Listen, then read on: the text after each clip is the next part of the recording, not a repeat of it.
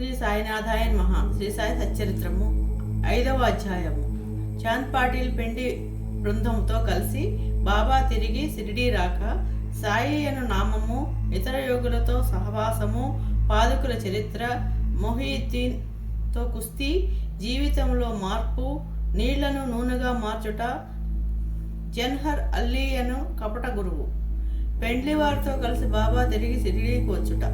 ఔరంగాబాద్ జిల్లాలో ధూప్ అను గ్రామం కలదు. అచ్చట ధనికుడకు మహమ్మదీయుడొకడు ఉండెను. అతని పేరు చాంద్ పాటిల్. ఔరంగాబాద్ పోచుండగా అతని గుర్రము తప్పిపోయెను. 2 మాసములు వెతికినను దాని ఎంతు దొరకకుండెను. అతడు నిరాశ చెంది భుజముపై జీను వేసుకుని ఔరంగాబాద్ నుండి ధూప్ గ్రామమునకు పోవచుండెను. సుమారు ఒక 9 మైళ్ళు నడిచిన పిమ్మట ఒక మామిడి చెట్టు వద్దకు వచ్చెను. దాని నీడలో ఒక వింత పురుషుడు కూర్చొని ఉండెను. అతడు తలపై టోపీ, పొడగైన చొక్కా ధరించి ఉండెను. చంకలో సటకా పెట్టుకుని చిలుము త్రాగుటకు ప్రయత్నించుచుండెను.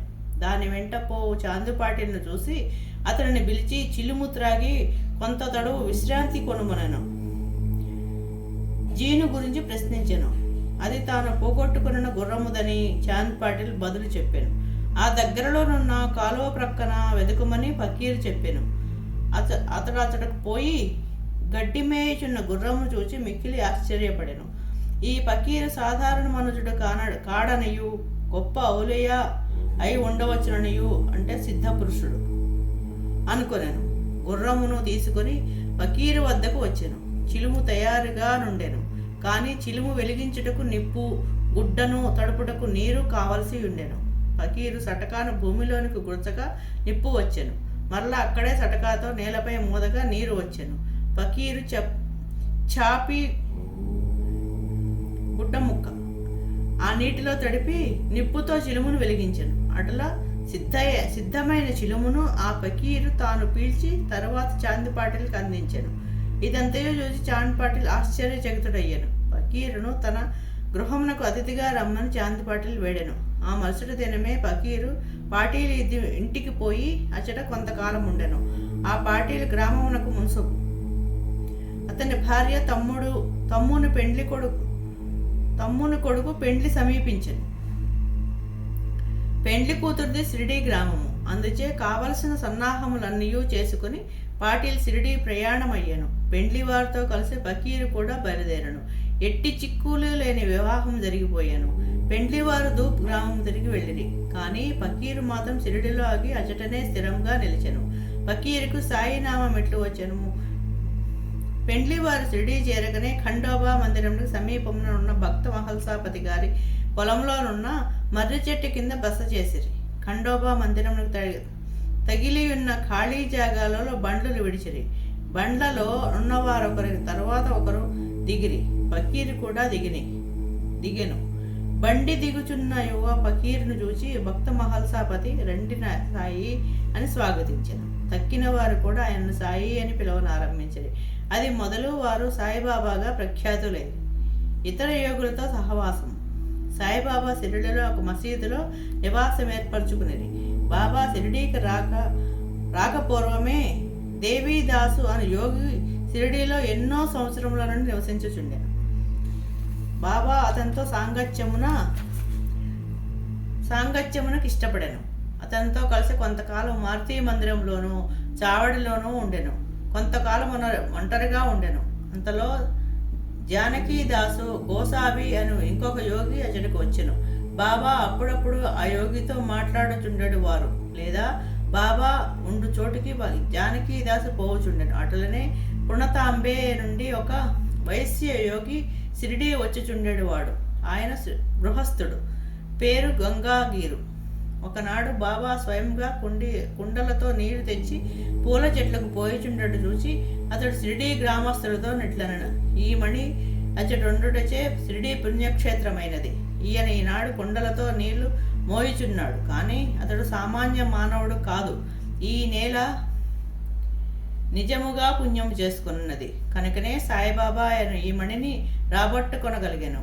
ఏవల గ్రామంలో నున్న మఠములో ఆనందనాథుడను యోగ పుంగోడు ఉండెను. అతడు అక్కల్ కోట్కర్ మహారాజు గారి శిష్యుడు.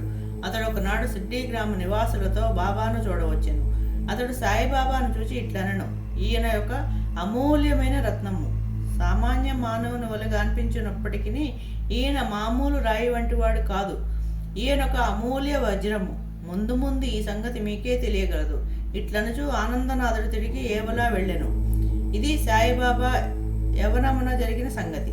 బాబా దుస్తులు వారు నిత్యకృత్యములు. యవనమునందు బాబా తన తల వెంట్రుకలు కత్తిరించుకొనక జుట్టు పెంచుకుచుండెను. పహిల్వాను వలె దుస్తులు వేసుకునేడు వారు. షిరిడీకి 3 మైళ్ళ దూరంలో ఉన్న రహతాకు పోయినప్పుడు ఒకసారి బంతి, గన్నేరు, నిత్యమల్లె మొక్కలు తీసుకుని వచ్చి నేలను చదును చేసి వాటిని నాటి నీళ్లు పోయిచుండ్రి. అనుదినము వామన్ తాంతియా అను కుమ్మరి బాబాకు కాల్చని 2 పచ్చి కుండలను ఇచ్చుచుండెడు వాడు.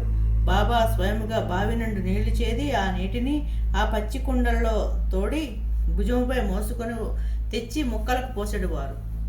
సాయంకాలం ఆ కుండలను వేప చెట్టు మొదట బోర్లించుచుండెటి. కాల్చిన ఒకటించి అవి వెంటనే విరిగి ముక్కలవుచుండెను. ఇట్లు 3 సంవత్సరాలు గడిచెను. సాయిబాబా కృషి వలన అచ్చట ఒక పూల తోట లేచెను. ఆ స్థలంలోనే ఇప్పుడు బాబా సమాధి ఉన్నది. దానినే సమాధి మందిరం అందరు. దానిని దర్శించడం కొరకే అనేక మంది భక్తులు విశేషముగా పోవుచున్నారు. వేప చెట్టు కిందనున్న పాదకుల వృత్తాంతము. అక్కల్ కోట్కర్ మహారాజు గారి భక్తుడు భాయి కృష్ణజీ అలీబాగ్కర్. ఇతడు అక్కల్ కోట్కర్ మహారాజు గారి చిత్రపటమును పూజించడు వారు. అతడు ఒకప్పుడు షోలాపూర్ జిల్లాలోని అక్కల్కోట గ్రామమునకు పోయి మహారాజు గారి పాదుకులు దర్శించి పూజించవలని అనుకున్నాను. అతడికి పోక మునిపే స్వప్నంలో ఆ మహారాజు దర్శనమిచ్చి ఇట్లు చెప్పాను, ప్రస్తుతం షిరిడీ నా నివాస స్థలము. అతడికి పోయి నీ పూజ అనురింపము. అందుచే అక్కల్కోట పోవాలనను తన నిర్ణయమును మార్చుకుని భాయి కృష్ణజీ షిరిడీ చేరి బాబాను పూజించి అచ్చటనే 6 మాసముల ఆనందంతో గడిపిన. దీని జ్ఞాపకార్థము పాదుకులు చేయించి శ్రావణ మాసంలో ఒక శుభదినమున వేప చెట్టు క్రింద ప్రతిష్ఠ చేయించెను. ఇది శకము 1834 సంవత్సరం శ్రావణ మాసంలో, అనగా క్రీస్తు శకము 1912లో జరిగాను. దాదా కేల్కర్ ఉపాసనీ బాబా అనువారు పూజను శాస్త్రోక్తముగా జరిపిరి. దీక్షిత్ అనే బ్రాహ్మణుడు పాదుకుల నిత్య పూజకు నియమించబడెను. దీనిని పర్యవేక్షించు బాధ్యత భక్త సుగుణ్మేర్ నాయకునకు అప్పగించిరి. ఈ కథ యొక్క పూర్తి వివరములు. ఠాణే వాస్తవ్యుడైన శ్రీ బివి దేవ్ బాబాకు గొప్ప భక్తుడు. వీరు మామల్తాదారుగా పదవీ విరమణ చేసిరి.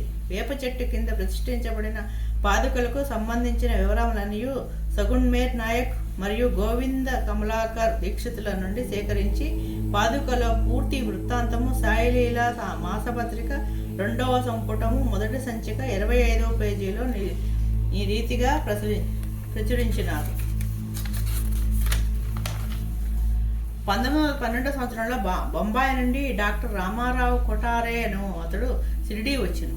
వానితో పాటుగా అతని కాంపౌండర్ను మరియు అతని మిత్రుడైన భాయి కృష్ణజీ లీలాబాగ్కర్ అన్నతడును వెంట వచ్చింది. షిరిడీలో వారు సగుణ్మేర్ నాయక్కు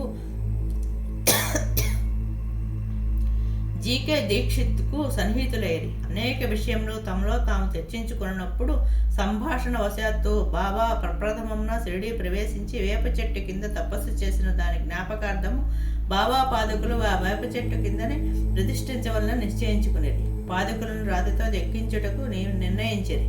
ఆ సంగతి డాక్టర్ రామారావు కొఠారేకు తెలిపినచో ఆయన చక్కని పాదుకులు చెక్కించదరని భాయి కృష్ణజీ మిత్రుడైన కాంపౌండర్ సలహానిచ్చారు. అందరూ ఆ సలహాను సమ్మతించరు. అప్పటికి బొంబాయి తిరిగి వెళ్లిన డాక్టర్ గారికి ఈ విషయం తెలియపరిచింది. వారు వెంటనే మరలా షిరిడీ వచ్చి పాదుకుల నమూనా వ్రాయించింది.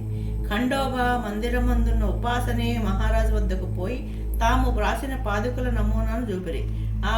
శ్రీ ఉపాసనే దానిలో కొన్ని మార్పులను చేసి పద్మము, శంఖము, చక్రము మొదలగునవి చేర్చి బాబా యోగశక్తిని, వేప చెట్టు గొప్పతనమును తెలిపి ఈ క్రింది శ్లోకమును కూడా చెక్కించమనిరి. సదా నింబ వృక్షస్య మూలాదివాసాత్ సుధా శ్రావిణం తిక్తమస్య ప్రియం తం తరుం కల్పవృక్షాదికం సాధయంతం నమామీశ్వరం సద్గురుం సాయినాథం. ఉపాసని సలహాల ఆమోదించి పాదుకలు బొంబాయిలో చేయించి కాంపౌండర్ ద్వారా పంపిరి. శ్రావణ పౌర్ణమి నాడు స్థాపన చేయమని బాబా ఆజ్ఞాపించెను. ఆనాడు 11 గంటలకు జీకే దీక్షిత్ తన శిరస్సుపై పాదుకలు పెట్టుకుని ఖండోబా మందిరం నుండి ద్వారకామాయికి ఉత్సవంతో వచ్చిరి. బాబా ఈ పాదుకలు స్పృశించి అవి భగవంతుని పాదుకలను నుడిపెను. వారిని వేప చెట్టు మూలమును ప్రతిష్ఠింపుడని ఆదేశించెను. ఆ ముందు రోజు బొంబాయి నుండి పాస్తా సెట్ అనే పార్సీ భక్తుడొకడు మనీ ఆర్డర్ ద్వారా 25 రూపాయలు పంపి ఉండను. బాబా ఆ పైకము పాదుక ప్రతిష్టకు ఖర్చు నిమిత్తమై ఇచ్చెను. మొత్తము 100 రూపాయలు ఖర్చయినవి. అందులో 75 రూపాయలు చందాల ద్వారా వసూలు చేసిరి. మొదటి 5 సంవత్సరములు జీకే దీక్షిత్ ఈ పాదుకలకు పూజ చేసెను. తరువాత లక్ష్మణ్ కచేశ్వర్ జాకుడే బ్రాహ్మణుడు పూజ చేయుచుండెను. మొదటి 5 సంవత్సరములు నెలకు 2 రూపాయల చొప్పున డాక్టర్ కొఠారే దీపపు ఖర్చు నిమిత్తం పంపుచుండెను. పాదుకల చుట్టూ కంచె కూడా పంపాను. ఈ కంచెయు పై కప్పును గోపర్గాం స్టేషన్ నుండి షిరిడీ తెచ్చుటకు 780 ఖర్చు సగుణ్మేర్ నాయక్ ఇచ్చాను. ప్రస్తుతం జాఖడే పూజ చేయుచున్నాడు. సగుణుడు నైవేద్యమును దీపమును పెట్టుచున్నాడు. మొట్టమొదట భాయి కృష్ణజీ అక్కల్ కోట్కర్ మహారాజ్ భక్తుడు 1912 సంవత్సరంలో వేప చెట్టు కింద పాదుకలు స్థాపించినప్పుడు అక్కల్ కోటకు పోవచ్చు మార్గ మధ్యమున షిరిడీ యందు దిగిన. బాబా దర్శనం చేసిన తరువాత అక్కల్ కోట గ్రామమునకు పోవాలనుకుని బాబా వద్దకేకి అనుమతి నిమ్మనను. బాబా ఇట్లనను, అక్కల్ కోటలో ఏమున్నది? అక్కడ కేల పోయేదవు. అక్కడుండే మహారాజ్ ప్రస్తుత ఇక్కడనే ఉన్నారు. వారే నేను అని విని భాయ్ కృష్ణజీ అక్కల్ కోట వెళ్ళుచూ మానుకునేను. పాదుకుల స్థాపన తర్వాత నేనే అనేక పర్యాయములు షిరిడీ యాత్ర చేశాను. హేమండ్ పంత్కి వివరం తెలిసి ఉండవు. తెలిసి ఉన్నచో సచ్చరిత్రలో వ్రాయటం మాని ఉండరు. మొహయుద్దీన్ తంబోళితో కుస్తీ జీవితంలో మార్పు. షిరిడీ గ్రామంలో కుస్తీలు పట్టుట వాడుక. అచట మొహయుద్దీన్ తాంబోళి అని వాడు తరచుగా కుస్తీలు పట్టుచుండెడు వారు. వానికి బాబాకు ఈ విషయంలో భేదాభిప్రాయం వచ్చి కుస్తీ పట్టింది. అందులో బాబా ఓడిపోయాను. అప్పటి నుండి బాబాకు విరక్తి కలిగి తన దుస్తులను నివసించు రీతిని మార్చుకున్నాడు. లంగోటి బిగించుకొని పొడవాటి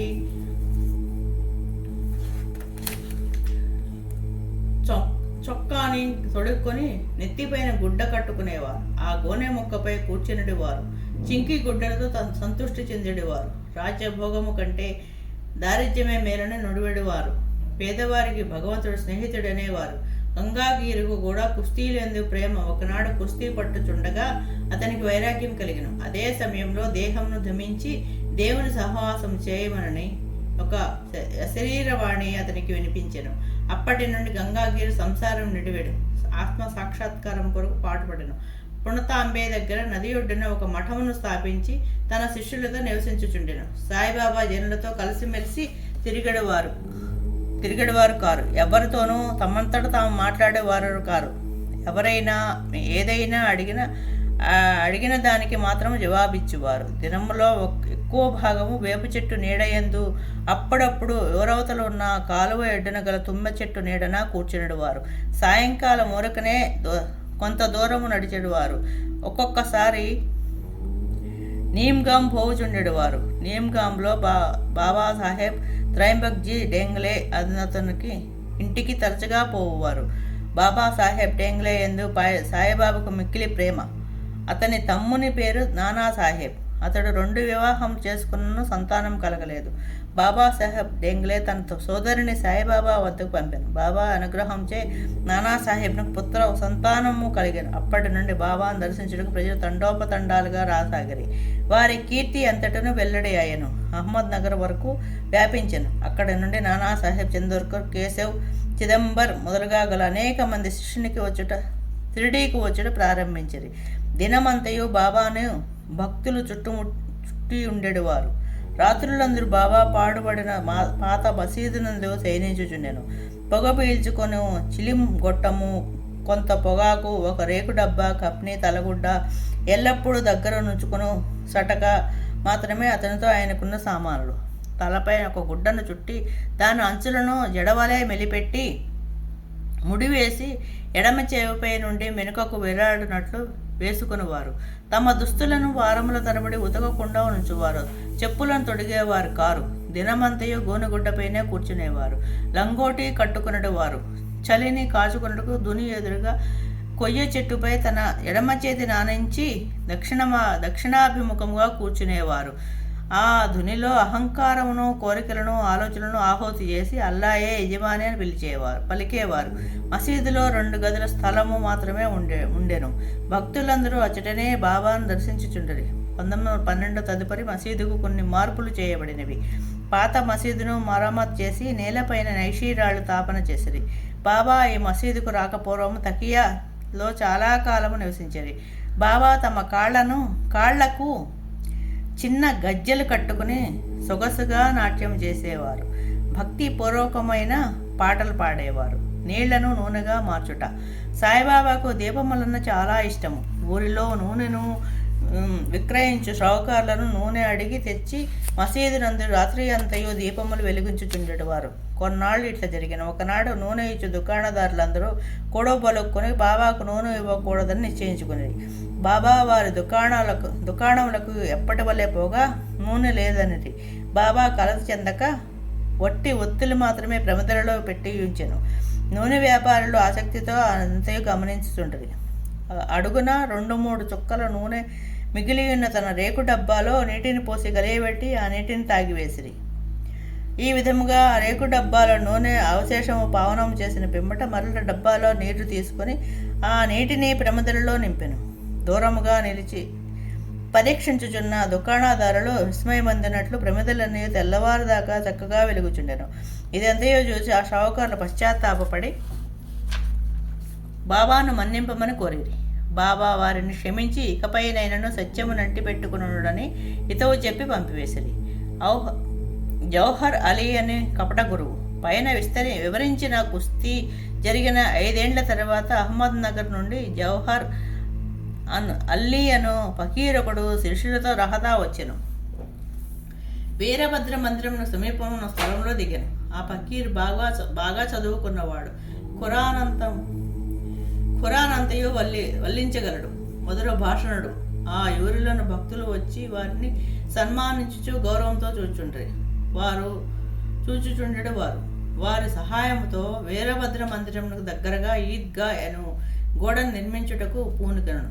ఈదుల్ ఫితర్ అను పండుగ నాడు మహమ్మదీయులు నిలుచుకుని ప్రార్థించు గోడయ్య ఈద్గా ఈ విషయంలో వివాదము లేచి అది ఘర్షణలకు దారితీసెను. దానితో జౌహర్ అల్లీ రహతా విడిచి షిరిడీ చేరి బాబాతో మసీదునందుండసాగారు. ప్రజలు వాని తీపి మాటలకు మోసపోయారు. అతడు బాబాను తన శిష్యుడని చెప్పువాడు. బాబా అందులో కడ్డు చెప్పగా శిష్యుని వలనే మసలుకొనెను. తర్వాత గురు శిష్యులిద్దరూ రహతాకు పోయి నివసించుటకు నిశ్చయించుకునేరు. గురువునకు శిష్యుని శక్తి ఏమీ తెలియకుండాను. శిష్యునికి మాత్రం గురువు యొక్క లోపములు బాగా తెలియను. అయినప్పటికీ బాబా కపట గురువును ఎప్పుడూ అగౌరవించక శిష్య ధర్మమును శ్రద్ధగా నెరవేర్చుచుండెడువారు. అప్పుడప్పుడు వారిరువురు షిరిడీకి పోవుచుండెడువారు. కానీ అధికంగా రహతాలోనే నివసించేవారు. షిరిడీలోని సాయి భక్తులకు బాబా ఆ విధముగా రహతాలో నోట ఎంత మాత్రమూ ఇష్టము లేకుండా. అందుచే వారందరూ కలిసి సాయిబాబాను మరల షిరిడీకి పిలుచుకుని వచ్చుటకు రహతా వెళ్ళిరి. వారు రహతాలో ఈద్గా వద్ద బాబాను ఒంటరిగా చూచి వారిని తిరిగి షిరిడీ తీసుకుని పోవటకే వచ్చినామని చెప్పిరి. జవహర్ అల్లీ ముక్కోపి అని ఆయన తనను విడిచిపెట్టుడని అందువలన వారు తమ యందు ఆశ విడిచి ఫకీరు అక్కడికి వచ్చి లోపల షిరిడీ మరలి వెళ్ళుట మంచిదని బాబా వారికి సలహా ఇచ్చాను. వారిట్లు మాట్లాడుకొనుచుండగా జవహర్ అల్లీ అక్కడికి వచ్చి బాబాను తీసుకుని పోవటకు ప్రయత్నించుచున్న షిరిడీ ప్రజలపై మండిపడిన. కొంత వాదోపవాదం జరిగిన పిమ్మట గురు శిష్యులిద్దరూ తిరిగి షిరిడీ పోవటకు నిర్ణయమైనది. వారు షిరిడీ చేరి అచ్చటనే నివసించుచుండ్రి. కొన్ని దినముల పిమ్మట దేవీదాస్ ఆ కపట గురువును పరీక్షించి అతని బండారము బయటపెట్టెను. చాంద్ పాటిల్ పెండి బృందంతో బాబా షిరిడీ వచ్చుటకు 12 సంవత్సరాల ముందే 10-12 ఏళ్ల వయసులో దేవీదాస్ షిరిడీ చేరాడు. వారు మారుతి దేవాలయంలో ఉండేవారు. దేవీదాసు చక్కని అంగసౌష్ఠవము, తేజవంతములైన నేత్రములు కలిగి నిర్వ్యామోహత అవతారం వలె జ్ఞాని వలె కనపడుచుండెను. తార్జా పాటిల్ కాశీనాథ్ షింపి మొదలుగా గల అనేక మంది దేవీదాసులను తన గురువుగా భావించేవారు. వారు జవహర్ అల్లీని దేవదాసు వద్దకు తీసుకుని వచ్చిరి. వారి మధ్య జరిగిన వాదములో జవహర్ అల్లీ చిత్తుగా ఓడిపోయి షిరిడీ నుండి పలాయనం చిత్తగించను. ఆ తరువాత అతడు వైజాపూర్లో నుండి చాలా ఏండ్ల తర్వాత షిరిడీ తిరిగి వచ్చి బాబా పాదములపై పడెను. తాను గురువు సాయిబాబా శిష్యుడైన భ్రమ వాని మనస్సును తొలగి తన ప్రవర్తనకు పశ్చాత్తాపడెను. సాయిబాబా వారిని యథారీతి గౌరవంగానే చూచెను. ఈ విధంగా శిష్యుడు గురువుని ఎట్లు సేవింపబలను, ఎట్లు అహంకారం మమకారములను విడిచి గురు శుశ్రూష చేసి తుదకు ఆత్మ సాక్షాత్కారమును పొందవలనే బాబా ఆచరణాత్మకముగా నిరూపించను. ఈ కథ భక్త మహల్సాపతి చెప్పిన వివరముగా